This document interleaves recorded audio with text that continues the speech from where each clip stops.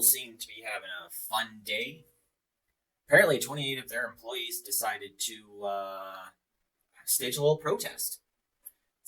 That that does sound like Google employees to me. When you think Google employees, you see activists. I know. Okay, simmer down, people. I know. I know. Not all, but from the National Post. Google fires 28 employees who protest company's 1.2 billion contract with Israel. So the workers were terminated after staging protests inside Google's offices in New York and Sunnyvale, California. So yeah, that says it all. Yeah, yeah. New York and California, the leftist capitals of, well, America. But I don't live in America, so you guys who do live in America, after subscribe because you like this so much, wink, wink, nudge, nudge, let me know if I'm correct about them being the leftist capitals of America. Let's continue. In a statement, Alphabet said they were physically impeding other employees' work and preventing them from accessing our facilities. Is a clear violation of our policies and completely unacceptable behavior. So apparently what this was for is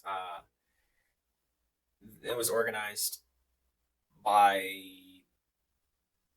people from like No Tech for Apartheid campaign, and they held signs that said no more bad things for profit. And we stand with Palestine, Arab, and Muslim Googlers. So the company said it would continue to investigate and take action as needed. So from what they say down here is the protesters' previous employees were saying Project Nimbus, a 1.2 billion contract, provided Israel government with military applications. And that's why this whole relatively big protest was going on.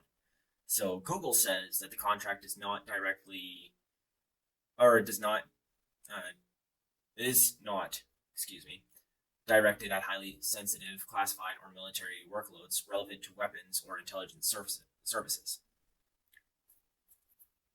But that the Google Cloud supports numerous governments around the world, including the Israeli government.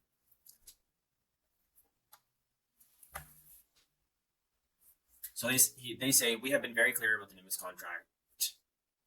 It is for running a commercial cloud by the Israel government ministries who agree to comply with the terms of service and acceptability of use policy. So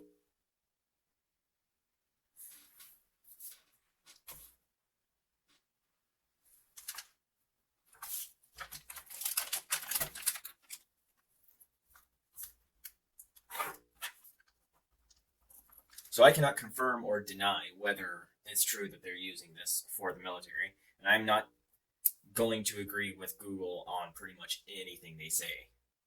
But out of these protesters, I can assume probably half of them couldn't pick out Palestine off of a map. So probably half of them could, though. But I kind of find it amazing why and how you do this, like when we're in such extreme financial times where you're willing to give up such a highly paid job for a place that you know nothing about. But I guess that has something, that's like the difference between like the left and the right, the conservatives and the I'll say far left liberals, let's say, because I don't really know if I should lump liberals into this as well, but like it kind of seems conservatives, right? They have families, they have kids, they have people that they have to provide for, so they kind of just do the 9 to 5 normal. You're at work, you leave your politics at home, like kind of the traditional work in office thing. Where let's call them lefties, right? Lefties, they bring their politics everywhere, and then they think like this stuff is going to work. Now, on a little bit, I remember reading, or on a side note, I remember reading somewhere, and it was like years ago, but Google applied for a contract for, I believe it was it visual recording or um, no, it was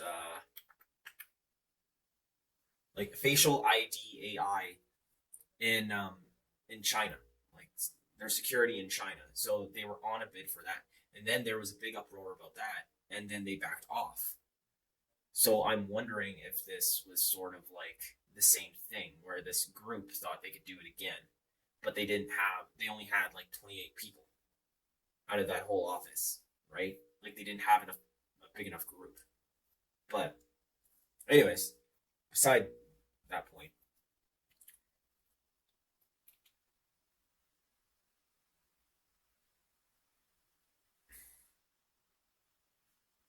I hope it was worth it, right? I hope it was worth it for them, and I hope it was worth the repercussions to that are going to come, because now every single boss is going to see that online and be like,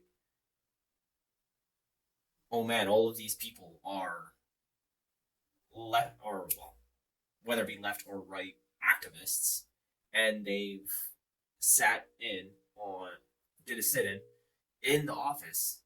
I'm not going to hire them. I'm not. Well, I don't think they're right activists. I think they're lefties, but anyway, I'll just call them activists because I don't quite know. Anyways, they're right. They're probably gonna like business owners are like, I'm not gonna hire them because they're gonna sit in on our offices. They did it once, they're gonna do it again, or they're gonna talk out against us. And like Google's not gonna back down on this 1.2 billion dollar contract, because that would send a red flag on Google as well. Because A, no country would contract them with them ever, because that means they could be swayed by their employees and then just cut them off from um from the internet, like from what they need. Think of like, I don't know if you guys ever remember hearing about like when Facebook cut Australia off of Facebook, and the people in Australia just like went into an uproar to their government and were like, I want my Facebook back. That's what it would be like. And nobody would partner with Google because they would know, like, well, all it takes is a group to protest at their offices, and then we lose our internet, or right, or our AI, or some of our systems, at least online. So, but what do you think? Do you think what these activists did in the sitting was it a good thing? Was it or was it like, it's not the best? At least they stood up for their rights. So, what do you think? And have a good day.